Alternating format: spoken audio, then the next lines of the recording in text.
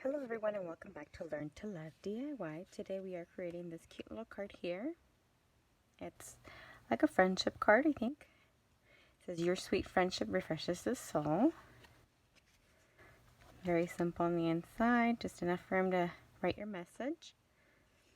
And I made it with the prized Peony cling stamp set and dies. I built the Peony here with gray granite. No, sorry, the smoky slate. The base is gray granite. But I used the dies, and then I used a couple of the other dies as well in the set. So I'll show you how to make it today. I'll set that aside.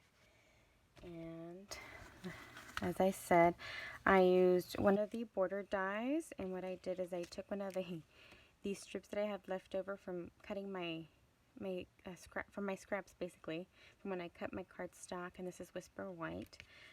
I was able to get 2 pieces off of one, and this measures 1/2 inch by 11 inches. So I grabbed 2. One will be slightly shorter than the other one, but it still should fit quite fine because the penny that we'll put on the corner of the card here will cover the shortened one of the 2, so that's not going to be a problem whatsoever. And I went ahead and already lined these with double-sided tape. And then you'll need another piece. This also measures, this is 1/2 inch by 5 1/4 inches. And this is petal pink. I have my peony assembly, and I will be posting a video of how you can assemble your own peony. This is also smoky slate. Then I've already went ahead and stamped in petal pink. And this piece of Whisper White measures 1 inch by 1 7 inches. Sorry, 1 inch by 1 7/8 of an inch. Cut that short. This Whisper White piece will go on the inside. This measures 3 3/4 of an inch by 5 inches. The DSP that'll go on the front measures 4 inches by 5 1/4. And then I am using basic gray for the base of the card, and this measures 4 1/4 by 11 inches, scored at 5 1/2. Okay, so I'll show you how to build this card today. We'll be using mostly liquid glue. I have used some double-sided tape for some of my pieces just so that I'm able to align them without having too much to worry about as far as stickiness. So let's go ahead and do the inside of the card, which includes just the Whisper White piece.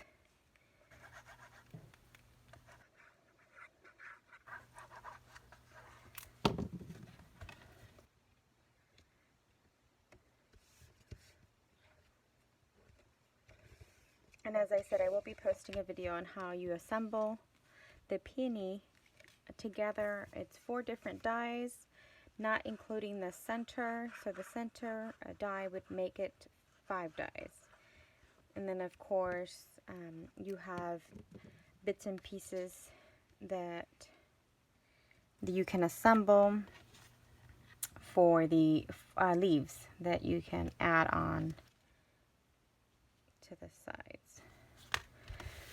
Okay, and then what I did with the not the Whisper White, but the petal pink, is that I poured it towards the bottom. And this one, you know what, I forgot to cut it.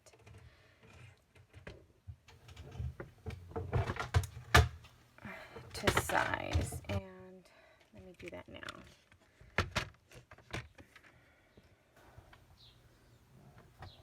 Sorry about that.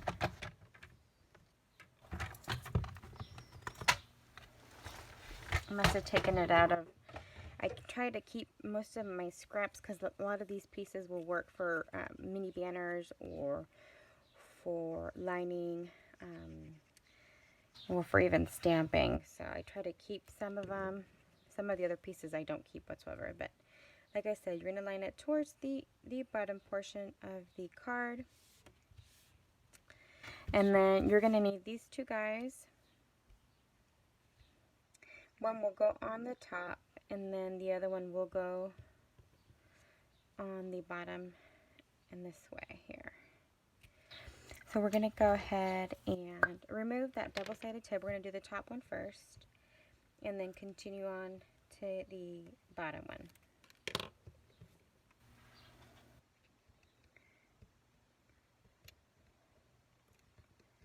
Like I said, don't pay attention to this corner right here because it will be covered by the peony. Just make sure that these corners over here align, and then I'm going to go ahead and do the same thing. Remove the tape from this corner here.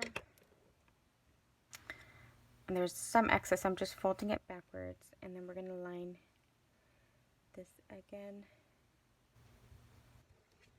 with our petal pink. And then we do have some excess that I'm just going to nip right at the edge.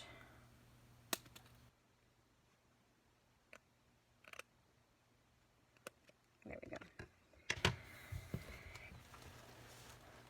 Alright.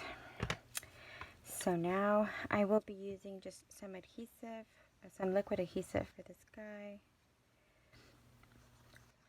I did think about doing dimensionals, but because it already has plenty of dimension on its own, I decided to forgo the dimensions and just let it be. Making sure that this portion here does not go over the card size, and then I'm going to go ahead and center this piece right here. Just peeling off the back. And I did pre-apply these prior to the video just to kind of give you the full scope of the assembly and try to shorten my videos. Lately my videos have been a little bit longer than I've desired them to be, but I have been trying to reduce the time and try to keep them as concise as possible. And then I'm just going to go ahead and center this guy as well. So you can still kind of appreciate the little ruffles up here and then, up here and then down here.